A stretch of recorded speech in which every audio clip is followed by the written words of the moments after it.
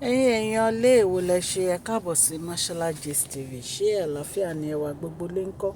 Gist tì ní bí a ṣe gbọ́. Wọ́n ní kábíyèsí, wọ́n ní wọ́n dá bírà o. Wọ́n ní wọ́n dá bírà nu palace o. Wọ́n ní in fact wọ́n ní àǹtí wa wọ́n ní ṣe ni inú ẹ̀ bàjẹ́ pó fẹ́ lè máa sunkún. Hamper tí Queen Naomi fi ránṣẹ́ through màmá wa Esther Ajayi, wọ́n ní bí wọ́n ṣe gbé dé inú palace mẹ́pà sọ fún yín pé kábíyèsí hand over fún ìkan nínú àwọn princess pé kí wọ́n gbé lọ sí òkè nínú chamber wọn. Wọ́n ní hamper yẹn, wọ́n ní kábíyèsí màmá ní àwọn fẹ́ jẹ biscuit, àwọn fẹ́ mu wine, àwọn fẹ́ jẹ chocolate. Ṣé ẹ mọ̀ pé kò sí nǹkan tí ó sì nínú hamper yẹn? Gbogbo nǹkan tẹ́nu oúnjẹ ló wà ń bẹ̀. Ẹ mọ̀ pé Queen Naomi mọ nǹkan tí kábíyèsí like. Wọ́n ní ìgbà tí kábíyèsí wá ń gbé gift yẹn gẹ̀gẹ̀, wọ́n ní ṣe ni gbogbo àwọn àǹtí wa yìí, wọ́n ní ṣe náà ń pòṣì, especially àǹtí wa wọ́n ló ń wọ̀ṣẹ́ ni pé kí ló dé gan. Ṣé ẹ mọ̀ pé Queen Naomi mọ ìwà wọn àǹtí wa gbogbo yìí? Ìtorí ẹ̀ ni Queen Naomi ò fi ránṣẹ́ láì ṣe pé wọ́n hand over ẹ̀ fún yàn. Ṣé ẹ mọ̀ pé ká ní Queen Naomi fi ránṣẹ́ pẹ̀lú delivery man, ṣé ẹ mọ̀ pé wọ́n máa lọ sọ́nù ni? Especially àǹtí wa yìí, ìtorí ẹ̀ ló fi ń tẹ̀lé kábíyèsí kiri gbogbo ọjọ́ yẹn. Ẹ rí pé kò fi kábíyèsí lọ́rùn sílẹ̀, every angle báyìí ó ń tẹ̀lé wọn kiri ni. Ó máa ní kó lọ sọ́nù ni àbí kó lọ súnná. Ṣùgbọ́n Ọlọ́run Elédùmarè ló ní kí màmá wa Esther Ajayi lọ sí ibi bẹ́ẹ̀dẹ̀ kábíyèsí tó jẹ́ pé wọn ò rí oògùn ẹ̀ ṣe. Kábíyèsí gan-an ó yà wọ́n lẹ́nu nígbà tí wọ́n rí gift yẹn, tó rántí rẹ̀ pé Queen Naomi ò ní ránṣẹ́ rárá ni. Ẹ̀yin èèyàn lé, ó yà wọ́n lẹ́nu. Wọ́n ní kábíyèsí kó máa jókòó ni wọ́n ní ẹ lọ bá mi mú gift wá, nínú gift yẹn ẹ lọ bá mi mú chocolate wá, nínú gift yẹn ẹ lọ bá mi mú biscuit wá. Wọ́n ní kábíyèsí, wọ́n nínú wọn dùn. Ẹ mọ̀ pé nǹkan tí Queen Naomi ṣe yẹn àwọn náà ṣe, ṣùgbọ́n wọ́n ní ọmọ wọn ló ṣe. Kábíyèsí mọ̀ ipá wọn ṣì ní hope. Ipe nǹkan tí Queen Naomi fi ránṣẹ́ yẹn àwọn ṣì ní hope. Ẹ̀yin èèyàn lé, inú àwọn èèyàn ò dùn pé Queen Naomi wà níta o. Inú àwọn èèyàn ò dùn rárá. Gbogbo àwa yìí a fẹ́ kí Queen Naomi wà nù palace yẹn. Ṣùgbọ́n kí la fẹ́ ṣe, ẹ̀yin èèyàn lé? Kí la fẹ́ ṣe, kí la fẹ́ sọ? Ẹ̀yin náà mọ̀ bí gbogbo nǹkan ṣe ń lọ. Wọ́n ti mọ̀ irú èèyàn tán jẹ́. Queen Naomi rí wọn dáadáa, wọ́n rí wọn tán. Ẹ̀yin èèyàn lé, recently la gbọ́ wípé àǹtí wa wọ́n send text sí Queen Naomi pé àwọn ti take over palace. Ipe kábíyèsí ọwọ́ àwọn báyìí ni kábíyèsí wà. Ó dáa bẹ́ẹ̀ bẹ́ẹ̀ ṣe take over palace. Wọ́n ní Queen Naomi dẹ̀ sọ fún yín pé àwọn ò lè máa bẹ ìjà nítorí pé ẹgbẹ́ ìyá àwọn ló jẹ́ káwọn máa bẹ ìjà sọ́kùnrin. Ìwọ tó abandon àwọn ọmọ ẹ tó wá jókòó sínú palace bàbá wẹ̀rin ńlá, kí lo expect? Respect wo lo fẹ́ káwọn èèyàn fún ẹ? Ṣé abiyamọ la fẹ́ pè ẹ́ ni? O abandon àwọn ọmọ tó bí, o wá jókòó sí inú palace bàbá wẹ̀rin ńlá.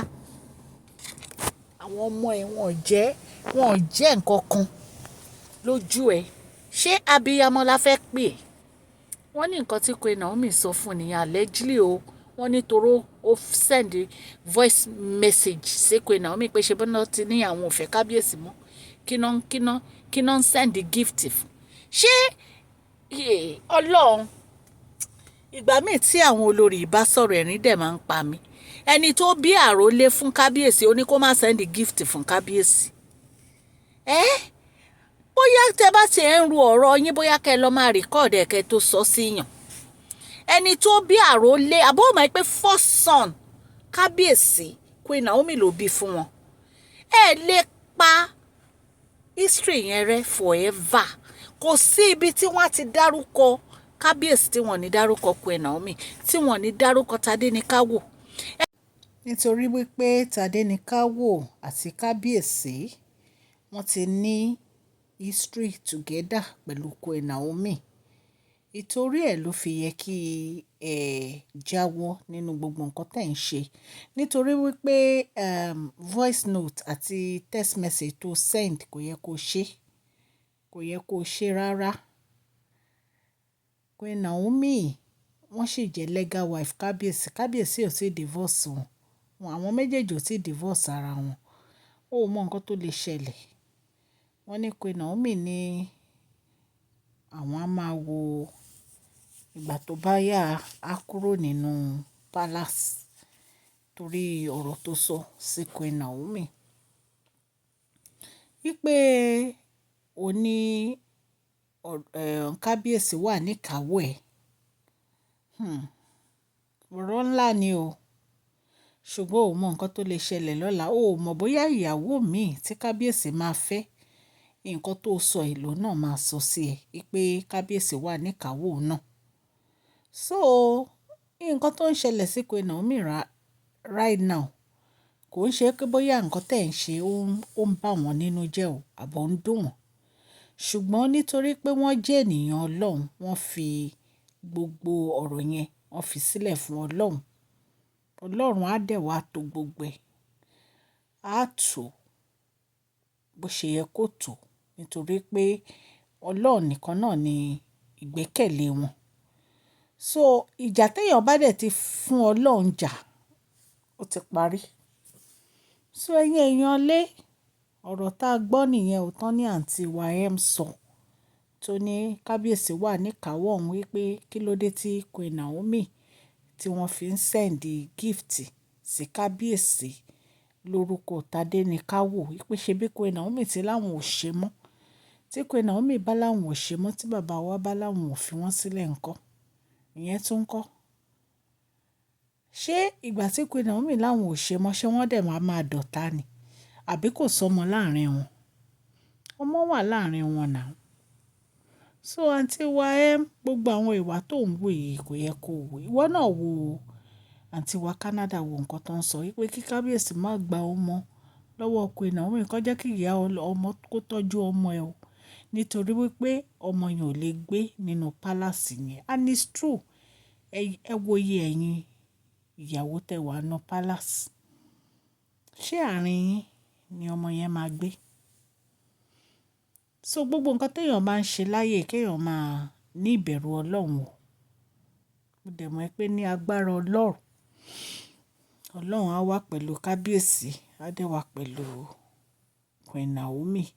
Ọ̀rọ̀ tí a dẹ̀ wà lórí ẹ̀ yìí, Ọlọ́run á yanjú ẹ̀. Ṣùgbọ́n kò yẹ kó sọ nǹkan tó sọ pé tó bá jẹ́ pé lóòótọ́ ló sọ ó bá ṣe gbọ́ allegedly o. Ẹ̀yin èèyàn lé allege ni gist yìí o. Mi ò bá kábíyèsí gbénu palace o. Nǹkan tá a gbọ́ la wá torchlight sí. Tó bá jẹ́ pé lóòótọ́ ló sọ bẹ́ẹ̀ wípé kò yẹ kí Queen Naomi send gift sí kábíyèsí lórúkọ Tadenikawo. Ṣe bí Queen Naomi sí láwọn ò ṣe mọ́ kí náà ń wá. Kò yẹ kó sọ. Ọmọ wà láàrin wọn. Wọn ò dẹ̀ tí divorce. Tí wọ́n bá divorce ló lè máa ṣe yànga. A tún gbọ́ pé wọ́n ní o dúpẹ́ lọ́dọ̀ Ọlọ́run. Ìjà ẹ ti dópin. Ta ló ń bá ìjà? Queen Naomi ò ráyè gbogbo nǹkan tẹ́ ń ṣe yìí. Queen Naomi ò ní time fún gbogbo nǹkan tẹ́ ń ṣe yìí. Honestly. She has a very beautiful heart. Wọn ò ní time yín rárá. Ọjọ́ wo lẹ rí tó yẹ pé ẹ̀ ń ṣe nǹkan nínú palace yẹn tán wá? She's always going with her pastor work. Iṣẹ́ ìránṣẹ́ Ọlọ́run tí wọ́n gbà ò ní wọ́n kọjú mọ́. Àtàdúrà. So ẹ̀yin lẹ mọ nǹkan tó dé tẹ́ fi ń sọ gbogbo nǹkan tẹ́ ń sọ yìí. Ṣùgbọ́n Queen Naomi ò ní time fún gbogbo ìjà yẹn. Wọn ò ráyè, wọn ò bá yàn kọ́kọ́ jà jẹ́jẹ́ wọn ni wọ́n ń lọ. Ẹ̀yin èèyàn lé kò jẹ́ bó ṣe jẹ́ bí mo ṣe ń sọ allege ni o. Mi ò bá kábíyèsí gbénu palace o. Nǹkan tá a gbọ́ la wá torchlight sí. Orúkọ mi ni Mashola. Yorùbá ni à ń sọ lórí ìkànnì yìí à ń sọ.